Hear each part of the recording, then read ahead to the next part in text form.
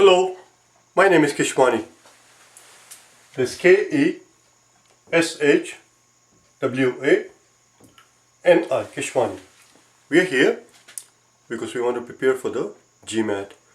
We have been solving GMAT math problems out of this book here, GMAT Review, the official guide, the 13th edition. If you do not own this book already, purchase one immediately. You're going to need it. The problem that we are about to solve is the one that you will find on page number 277. Page 277, and today is our lesson number 38. We're going to solve problem number 29. Let's turn to it. The very last problem in the first column, it says if 90 students audition for the class school musical, so we have 90 students who have auditioned for a musical. Question simply is, how many of those 90s were accepted? How many were accepted? Let's take a look at it. See what they tell us in the two statements. In the first statement, they tell us that 2/3 of the boys and 1/3 of the girls who auditioned were accepted.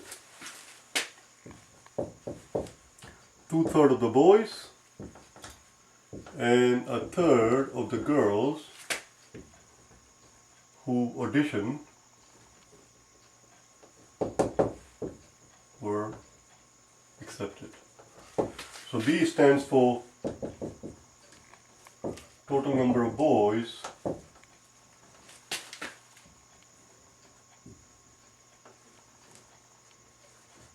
who auditioned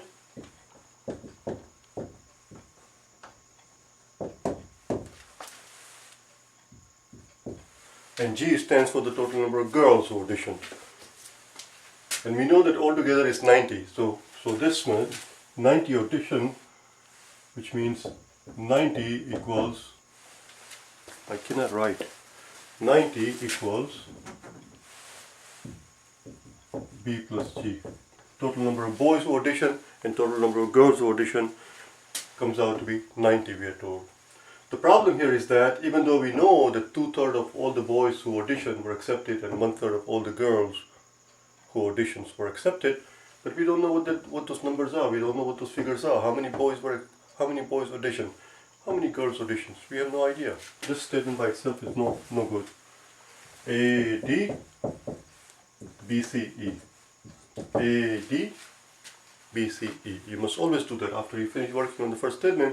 Write this down. Now we know first statement does not work, which tells us the answer cannot be A or D. It's got to be one of the other three. Let's look at second statement. In the second statement, they tell us that 26 boys who auditioned were accepted. Alright, so 26 boys were accepted, which is great. Now we know that 26 boys were accepted, but we have no knowledge at all regarding the girls from the second statement. Second statement tells us nothing at all about how many girls actually auditioned, what proportion of those girls were accepted, or simply how many girls were accepted. Like this, they tell you here outright how many boys were accepted. We know nothing about the girls. So second statement by itself cannot do the job. Second statement by itself is not enough. It's very important that we say by itself. Second statement by itself is not enough, which means answer cannot be B. Let's put them together. Together, 1 and 2. Does that provide us enough information? Well, let's find out. Okay, let's find out. We know that 26 boys were accepted. From the first statement, we know that 2/3 of all the boys were accepted. So 26 represents the 2/3 of the boys. Now, if we know 2/3 of the boys, obviously we know the total number of boys. Once we know the total number of boys who auditioned, that's what B stands for, total number of boys who auditioned, that's what B is. Once we know the total number of boys who auditioned, we can subtract that figure from 90 and figure out the total number of girls who auditioned. Once we have the total number of girls who auditioned, first statement also tells us that 1/3 of those were accepted. We can figure out 1/3 of that figure and we'll have the number of boys and the number of girls who were accepted, and that's what we're looking for. Second statement by together two of those two statements do the job. The answer is C. Answer is C. That's it. As far as the problem is concerned, as far as the exam is concerned, we are done. As long as we understand the procedure, as long as we understand the steps that are involved in arriving at the answer, that is all they are looking to see here. They're not obviously asking you to solve anything. They're called data sufficiency. They just want you to be able to tell if we have sufficient data to be able to answer the question either in affirmative or negative. And also, of course, here's no such thing as affirmative or negative. They're not asking you, is this number even or is this number odd, or here of course we have to actually figure out, and of course we are able to figure it out. That's it. Now for learning purposes, so from what we're going to do from this point on is not something that we will not be foolish enough to actually waste our precious time during the exam to actually do it out. But here we're not taking the exam, we're doing it for practice. So let's get some practice and let's learn some algebra, because a question of this nature could just as well appear in the multiple choice questions. Exact same scenario. They will tell you that altogether 90 students auditioned, 1/3 of the girls were accepted who auditioned, 2/3 of the boys who auditioned were accepted, which represents the 26 total boys. And the question simply would be, how many were accepted? A very legitimate question. Of course they will phrase it nicely than I did, but this could just as well appear in the multiple choice question. We have to be able to solve it. Let's do it together, shall we? Enough of the talk. Let's do it. I need the room, so I'm going to start from scratch. So 26 boys represents 2/3 of the B.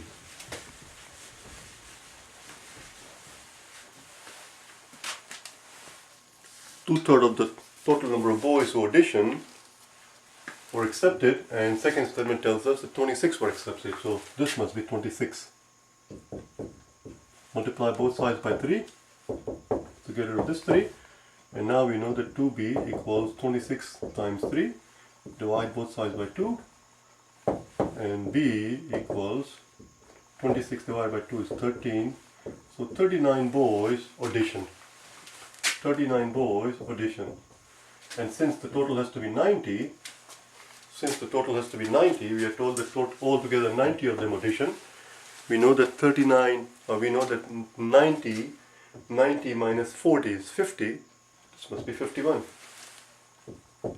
because we don't have 40, we have 39. So 59 girls auditioned, and they also go on to tell us where do they tell us? First statement or second statement? In the first statement they tell us that 1/3 of all the girls who auditioned were accepted. So we have to figure out what the third is. Third of 51. A third of 51. That's very simple. How many 3's in a 5? 5 is 1 3. The remaining 2 goes and joins this guy, becomes 21. How many 3's in 21? 21 has 7 3's. Voila. That's it. So 17 girls were accepted. Where should we put it? 17 girls were accepted. And of course the second statement told us how many boys were accepted. 26 boys were accepted. 26 boys were accepted, which is what we were looking for. So this part, 26 part, or 17 part here, comes straight from here. 1/3 of 51. That's it, we're done. That's how simple it is. You just have to take your time, make sure you don't... The worst thing that you can do during the exam is to get excited, get nervous, get all worked up, become tense, because that's exactly what they want. If you become tense, you get excited, you get nervous, then they have won half the battle. Just stay calm, just step by step. Alright?